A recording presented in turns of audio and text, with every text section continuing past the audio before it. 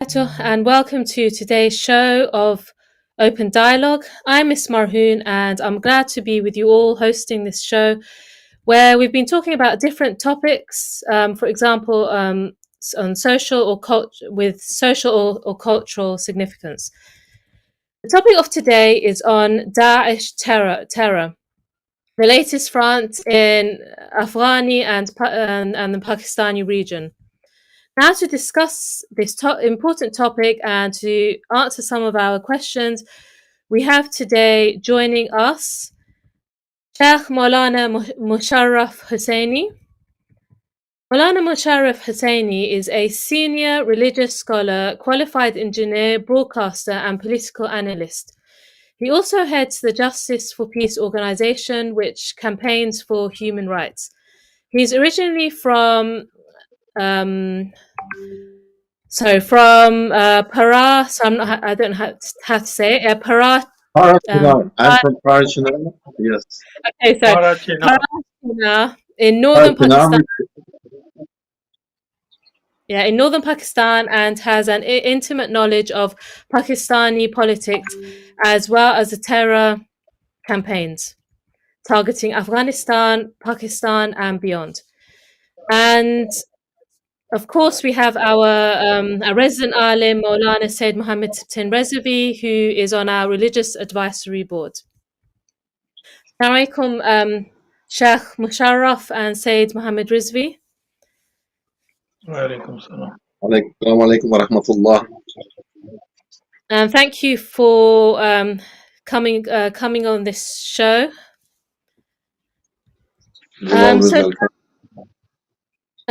So first I would like to begin with asking questions to Sheikh Musharaf Hussaini. So I want you to tell us more about the issue of Daesh in the Afghani and Pakistani region, including the history of it all. Actually, if we come to the issue of terrorism, it's a global issue. It's not just related with Afghanistan or Pakistan. And terrorism in Afghanistan has got different spectrums and different reasons. And terrorism in Pakistan has got far more different reasons. Although there are some commonalities between the both of them, that in most cases in Afghanistan and in Pakistan, the Shia population is being targeted. But we see that in Afghanistan, basically more reason is political, because the Shia population mostly was with Northern Alliance, and then they were supporting Northern Alliance. So at that time, the Mujahideen would reorganize themselves as Taliban, and they came into power. So there were other sectarian groups included in the Taliban setup.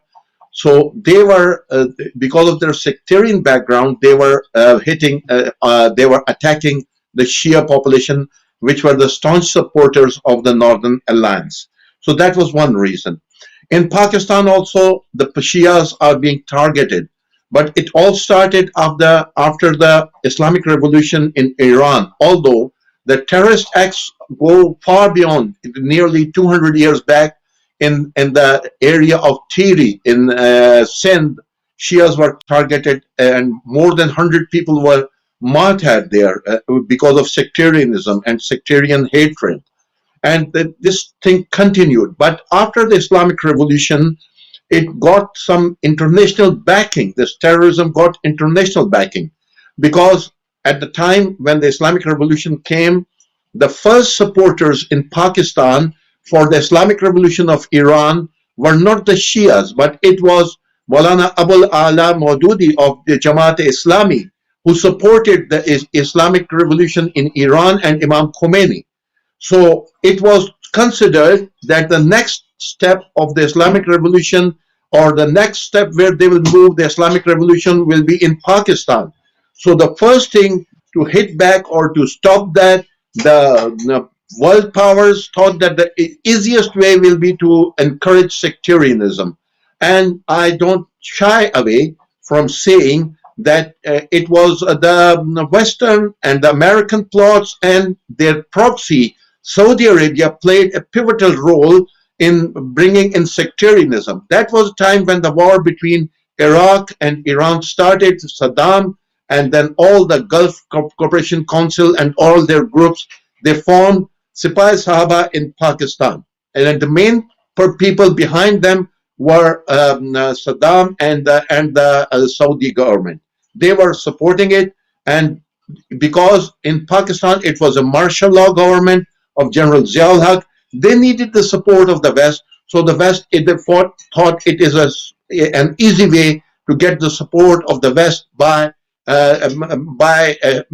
lending them the area or lending them the ways to increase the sectarianism. They didn't stop it.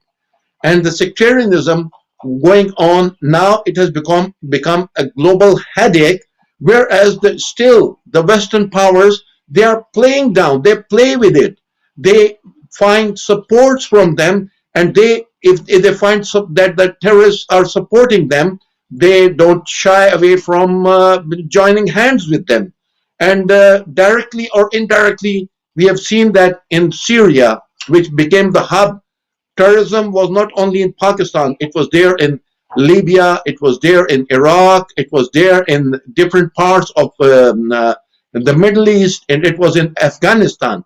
But when people rose against Bashar al-Assad in Syria, they formed a hub in Syria and brought in all these terrorists from around the globe, and they formed a hub in Syria. So that was the peak of it when Islamic State and ISIS or ISIL, they were formed, and because of that, the sectarianism jumped and it got a boost all around the globe. Whatever we are seeing today now, the Taliban are in the second phase, and this phase is totally different from the Taliban which were there at the time of General Ziaul Haq or the Mujahideen's time. Now they are much reformed. They are much reformed, and they are not in that way. They have got a different thinking, they have got a different ideology, they have got a different way of moving around, and they are far more refined, and they are far more advanced, and they are giving rights to the women to some extent, and they are not encouraging sectarianism. But there are other religious groups in Afghanistan which have got an anti-Pakistan sort of a thing, and there are other powers which don't like Pakistan, so they've joined, so they create problems across the border known as Tehreek-e-Taliban Pakistan, which is different than the Tehreek-e-Taliban in Afghanistan. So they, from across the borders, they come around, and this act of sabotage which has happened in Peshawar is after a long time. Shias have given the sacrifice of nearly more than 26,000 people in the last years. But it was for a long time. That last occasion when the sectarian attack happened, it was in Quetta and in Maj, and later on in Quetta also, and now again. I think this has to do something with the global politics also, because in the present situation, when Imran Khan has gone to Russia and the Ukraine and the Russian war, and people want to, this is the arm twisting politics of the international players, that they want that the Pakistan government should be supporting them, which Imran Khan's government is not supporting them openly, and they are not trying to support them. So, and the way the government and Imran Khan behaved with the Europeans and the other people, and they told them that we are not your slaves, for example, say. So from the government, they didn't like these things. So who are doing this? What is happening? The government must be very vigilant, and they must find out. We have come across the videos where those who had took part in this act or this attack, they were videoed, and their movement have been recognized, and they've been found where they have been moving. And I'm sure if they find out more videos, they will be able to trace their background. For example, within the videos for the last 1 month, they will be able to trace them where they have been moving around and who were supporting them, who were their near and dear ones, who are their preparators or supporters. So these acts needs to be found out. They need to be traced. These guys who attack, they are just the stooges. They are not the real people. The real people are the planners, organizers, and the perpetrators. All those should be booked in, and their ideological fathers, they should be found out. And if the government I'm sure that the Pakistani government and the security agencies, if within days they are able to trace the background of these attackers, they can find out the perpetrators, their background, and their ideological father. So this sectarianism needs to be stopped now, and otherwise it will be uncontrollable to stop it then. So that's what I would say in the beginning about this act that happened here. And in Afghanistan also, it has stopped a lot. Things has been stopped, but they need to take in Afghanistan. The thing is that the best way to stop sectarianism, as Taliban are doing quite a bit for stopping sectarianism and creating sectarian harmony. But in the government, if they bring in all the schools of thought and all the political powers into the government, I think this will be a very positive step by Taliban, although ideologically, because they have come into power, because they are in majority, so ideologically they can say that the system, our system will be working, but they should include the Northern Alliance like Ahmad Massoud and the Shias and others, everyone, if they are included in the government, I think the way of the sectarianism in Afghanistan can be stopped and they can flourish and they can move. And the people in Afghanistan who need support financially and otherwise, but the most thing they need is the security. And the biggest challenge to the security in Afghanistan is sectarianism, and all that needs to be stopped, and that can be stopped if they form a national government and bring every school of thought, every political view into the government, and they can, if they are able to do that, I think that will be a very good step forward in Afghanistan. Yes, definitely. So obviously you know about the recent bombings against the Shia in Pakistan. I mean, who is behind this? And I mean, why is it allowed to happen? I mean, this has been going on for years. The Shias, the minority Shia are being killed and, you know, nothing's being done about it. Yeah, can you speak to us more about this, please? Yeah, actually, who is behind it? It's very, very clear. We have got too many religious people, religious groups, and religious leaders, so-called religious leaders, who considered and openly say that Shias are kafir. And instead of coming and discussing it with someone or something, some ideologically or religiously having discussions, they bring it to the public and they are brainwashing people. These people are there in Karachi, they are in Quetta, they are in other parts of the country, and they are well known, and the security agencies know them very well. Those should be chased, those should be traced, those should be followed. That's number one. Number two, Tehreek-e-Taliban in Pakistan, Sepah-e-Sahaba, Lashkar-e-Jangvi, and all that stuff. I think the Pakistan security agencies are in a very, very good position. They are very strong agencies, and they have got the power. If they want to find out if the political issues are not a problem, then it won't be a problem for anyone. You know, this is because of the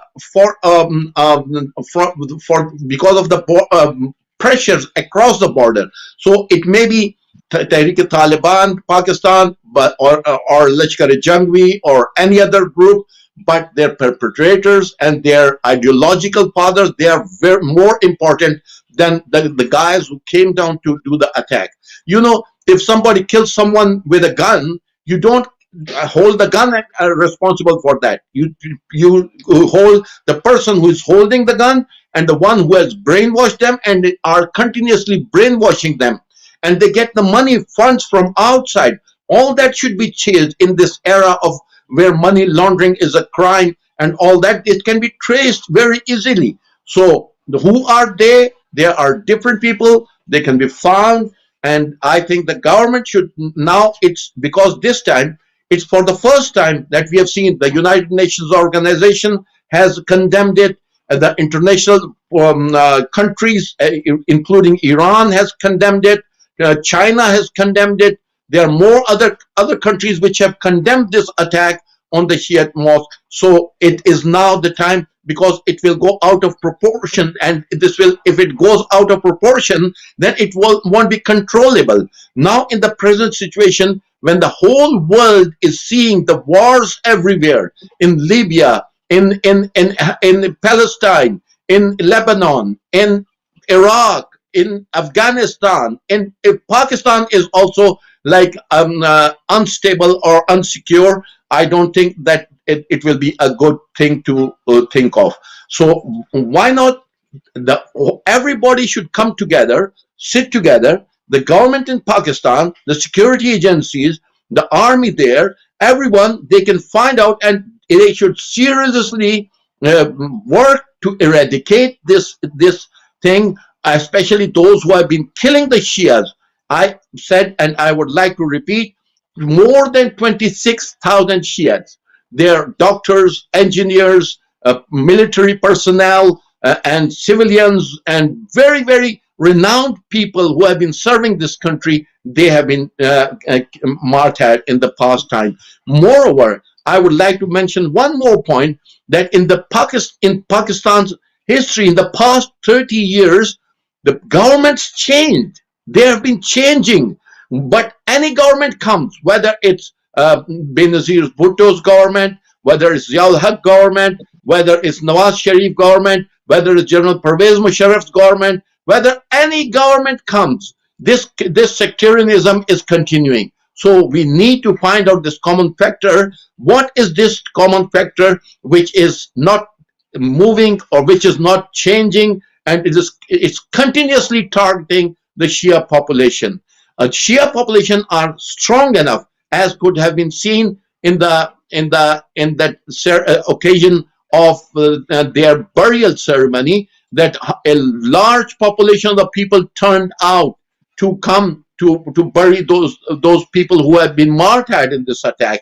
And this shows that the unity among the people, not only the Shias, but the Sunnis are also now, they are united with the Shias against sectarianism. The other schools of thought and the other people of the different sections of this and segments of the society, they are coming together, but the government needs to do more, and they need to come forward, and they need to play that positive role which is expected from them.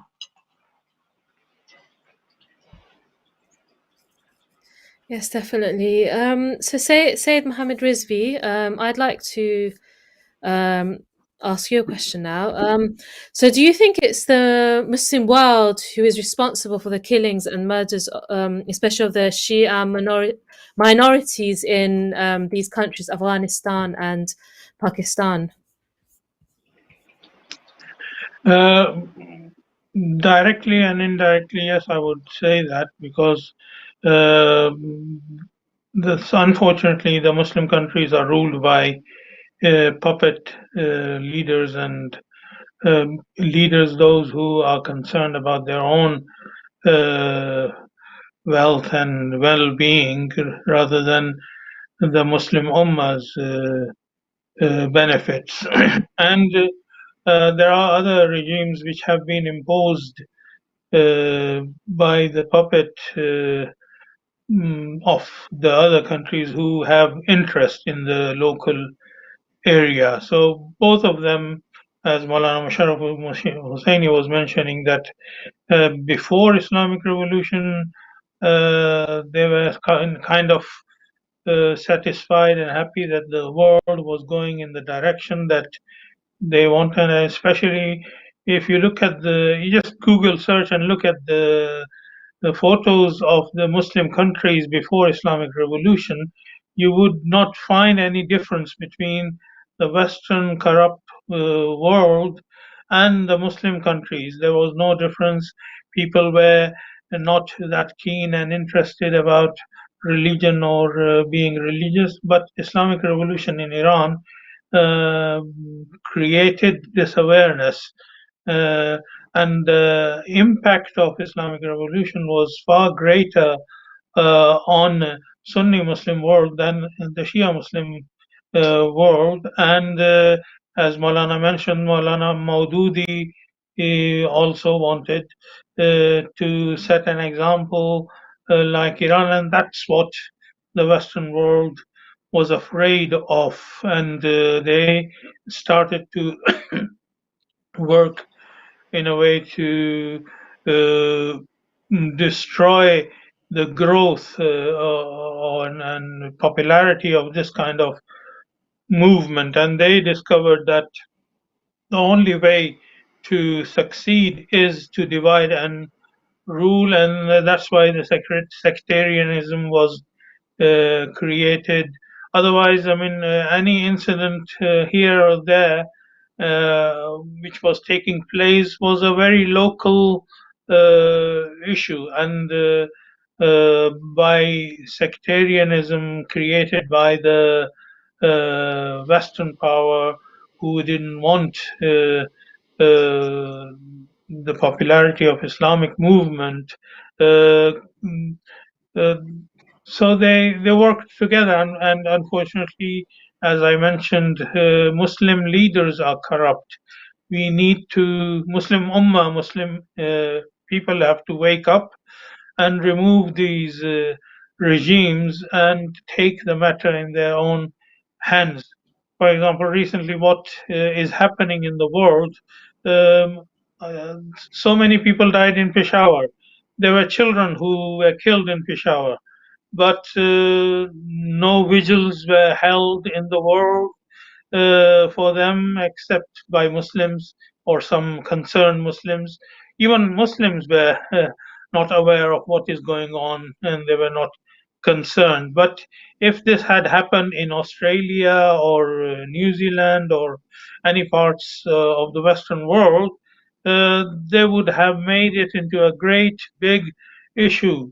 Uh, and recently, what we are witnessing, Israel has been oppressing and being aggressive to the whole Ummah of Palestinians.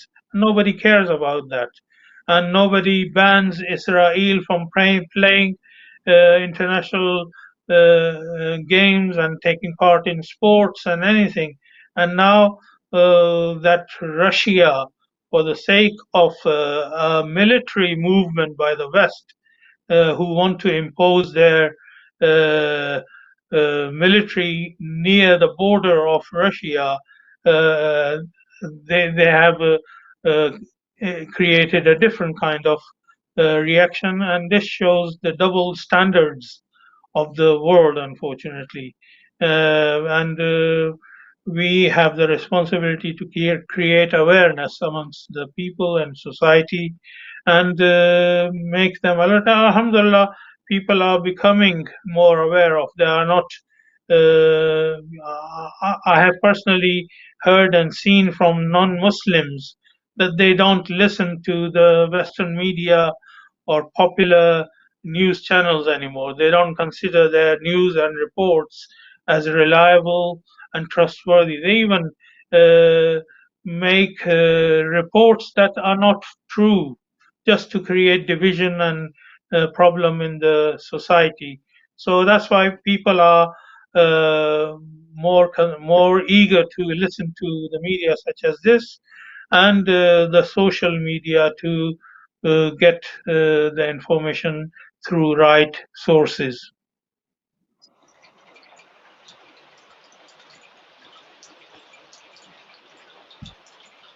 Thank you. Maulana Musharaf, um, so I mean, does Daesh, does it still exist? Are they the problems around the world? I mean, in the West, we don't really hear much about bombings, you know, in Western countries. But I mean, are they behind, for example, bombings in like Pakistan? And I mean, is there an end to Daesh? As Molana Said Muhammad Rizvi mentioned, in chemical reactions, there are some chemicals which react together, and there are catalysts. Catalysts don't take part in the reactions, but they boost the reaction, they increase the speed of the reaction. So these double standards are acting as a catalyst for such situations. Like if we need to eradicate the problem of sectarianism or terrorism, we need to discuss terrorists and find out who is doing the terrorism. And whosoever it is, whether it's an individual, an organization, or a country, they should be dealt with. It's not that if somebody is on my side, I deal with him differently, and if somebody is on the opposition side, I deal with him differently.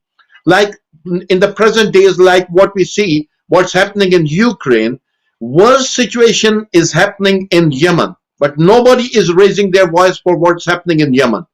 For generations, the same thing of worse things have been happening for the Palestinians, and nobody is raising their voice for the Palestinians. Although these Arab countries, they are being sold out, they are laying down their arms, they are accepting that whatsoever is being done.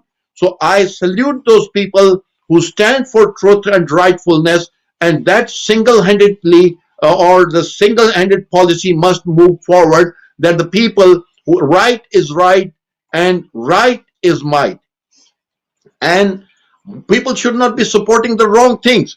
If, for example's sake, we saw in what for the ISIS and ISIL, they had a plan for Iraq and for example's sake, Syria and all this Islamic State in Iraq and Levant, ISIL as they said. So these people, they have been supported, they had got Western support. And I remember that once there was a time when the people who were trained for Syria to fight in Syria, about 50 people, and for them $50 million were spent. And at this time, when the West needs these funds desperately for the improvement and betterment of their own people, instead of bombing other cities and giving support to these countries like Saudi Arabia and the other Gulf Cooperation Council, the wealthiest countries, 52 countries are attacking the poorest country in the region for years now, and they're fighting back. These Arab countries and the Saudis, they are losing the war there. So, but the West is supporting them with providing them with weapons, with arms, with ammunition, with all that stuff, with airplanes, and with the latest equipment for them. So this is how they are playing as a catalyst in prolonging the end of these wars and end of this terrorism. I would say that the terrorism, individual terrorism, what happened in Peshawar, and the organizations which are doing, like Lashkar-e-Jhangvi and others people, they are doing it, or Tehreek-e-Taliban in Pakistan, and all those, they are doing terrorism. That is an But there are countries which are involved in terrorism, like the Saudis and the other countries. They should all be dealt with as terrorists, and they should be dealt with seriously by the Western countries. They have been in power for years now. They should play their role, because we know, we understand that we are into the Third World War now. I would like to say the Third World War is not going to start like the Second World War or the First World War. We are fighting this war on the media front, on the sanctions front, on the other fronts, and it has already started in different parts of the world. So when they come and they join together, there are countries with a large number of nuclear, chemical, and biological weapons. So how can we say that we want to fight to protect our country, and we want to destroy the whole world and the humanity? We should not do that. It's not logical. It's not rational. We are living, we need this earth. This is a mother earth. We need to protect it. We need to create the people need to join together from all around the globe, that they create unity among themselves to stop these countries who are warmongers, who are supporting wars. Now, nobody was supporting Ukraine, but when Russia attacked, everybody, the Americans said that we will give, they recommended $10 billion for the Ukraine. They want the war to be prolonged. They want to take revenge for what happened in Vietnam, what happened in Afghanistan. They're players. They have got their own like ideas. They have got their own aims and objectives. But we need to protect the earth. We need to protect the humanity, and we need to protect the most of the population who are against the war, against sanctions, against terrorism, and against any sort of negativity in this world.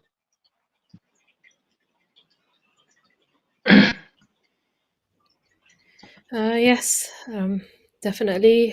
So, Syed Muhammad Rizvi. Um, so, yeah, what should Muslim countries do to bring some sort of peace to these countries, Afghanistan and Pakistan? More and more cooperation and understanding, and especially the work should be done at grassroots level. Until these Muslim countries have corrupt rulers, people will be oppressed. I mean, like Saudi Arabia is only a family ruling the country, and that family is going against all Islamic principles, and they claim to be the guardian and custodian of the holy shrines, and they are the most corrupt leaders.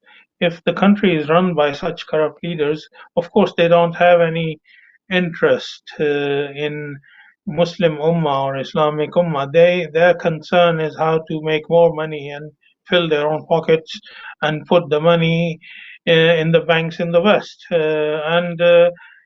If any, by chance, if any one of them wants to go against the tide, the Western countries will immediately freeze their money and wouldn't let them have a grip in the society.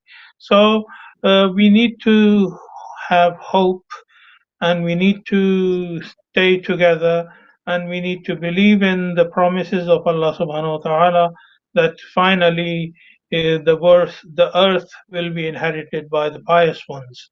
And we should sincerely believe in the promises of Allah and look at the examples in the history of humanity, that how aggressive and oppressive rulers came and they could not survive, and how people who fought for justice, even though they were killed and martyred, they are still, their name is still alive, and their followers are growing.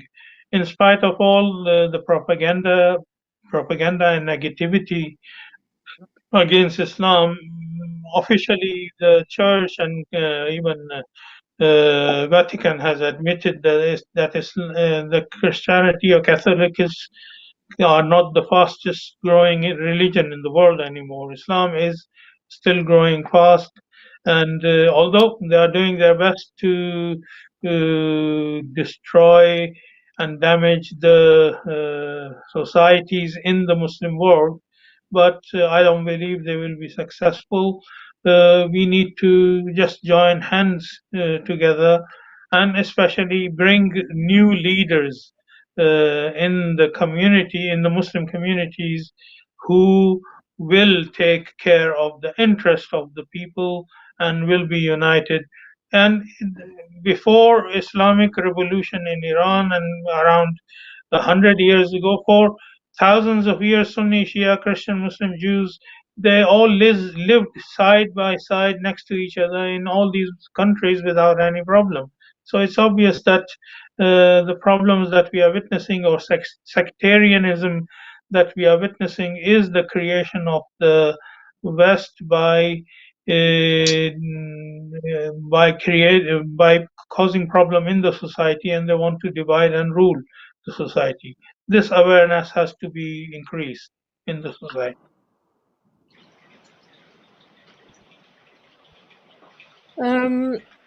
Yeah, so now I want to ask you a question, Sheikh Musharaf.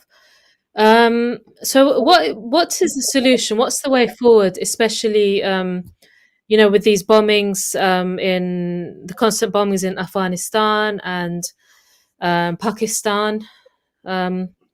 what can be done about this? First of all, if we just look for the world powers, they to play their role. I don't think they are going to play any role until unless they are. It creates a problem for them. And we see that in Syria, for example's sake, there are Syrian government is fighting the terrorists on one hand. On the other hand, the Israeli government, the Zionist regime, is also bombing them. Last days, we saw that Damascus was attacked again from across the border from the Golan Heights, which is in reality a Syrian area occupied by the Zionist state. So this thing, the West, or we don't expect the West, we don't expect Americans to, the government of America or the West to stand against them. They will never stand against them because it's all the same system. But the people, because of the social media, because of the news going on, I think the people and their mental level has increased, their educational level has increased. They have come together, the different people from different areas, from different ethnic, geographical, and other backgrounds. We see that they have come together and they are getting closer and closer. And I think ultimately, until and unless they do something to destroy this unity among the people, I think this people's unity across the globe will play a very, very positive role in taking away this negativity from the society, terrorism from the society, and what we can call this double standards and double policies. I think they will be eradicated. But the systems in the countries, they won't allow good leaders to be elected. We saw that for example, say when the elections in the Arab Spring, or we saw that when in the Hosni Mubarak's government was toppled in, for example, in Egypt and in other countries, the governments, people stood up.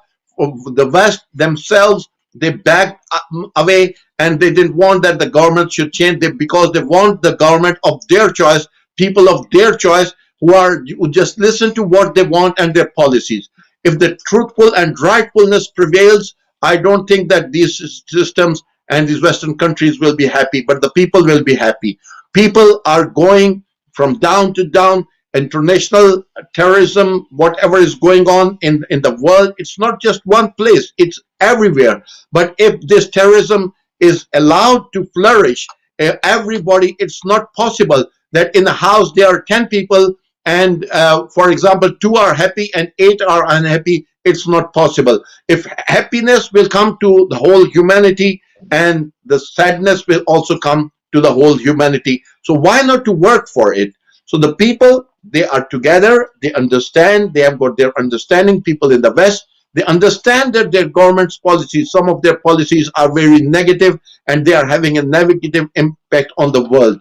What happened in Libya, in Iraq, for example, in Yemen, in other parts of the countries, in Afghanistan, ultimately the Americans had to leave Afghanistan, because Afghanistan, the decision should be made by the Afghan people. So the Pakistan should be left to the Pakistani people, not to those people who take the dictation from the West and they implement that on their countries, and then they get money and they get financial benefits because of that.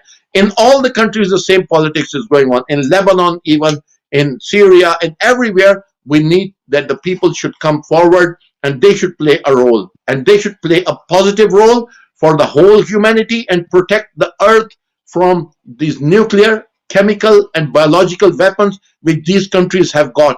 And they don't, because of their double standards, we are not safe from them. The biggest danger for the humanity and this planet Earth, the only planet which have got life on it around us, which have no other planet have been found with life on it except Earth. This lonely planet needs to be protected with peace coming, and everybody should be allowed to live and let live.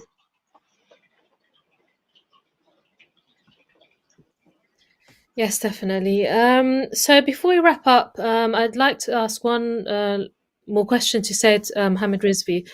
So do you think one of the solutions, to terrorism around. I know it's not because of Islam, but terrorism around the world. If Shias and Sunnis, if they unite, wouldn't this, be a big help to stop all Well, the I would terrorism? say Shias and Sunnis are united. There are external forces who do not want them to be united. Only there is a small group of so-called Muslims who create this kind of division and hatred amongst the Sunni and Shia Muslims. Majority of the Muslims are Muhibba Ahlebait alayhim salatu wasalam. They are not enemies of Ahlebait alayhim salatu wasalam. They love Ahlul Bayt and they would like to join hands with the Shia Muslims just the way it used to be in the past. The marriages used to take place between Sunni and Shia and even Ahl Kitab, Christians and Jews, and there was no problem in the society. So the outsiders did not like this, and that's why they created this division in the society. So we as a Muslims, both Sunni and Shia, need to be alert and aware of who are the troublemakers, who are the ones who are creating fitna in the society, and we be aware of them and not let them become leaders, and we should not let them have power of the Muslims in the Muslim society.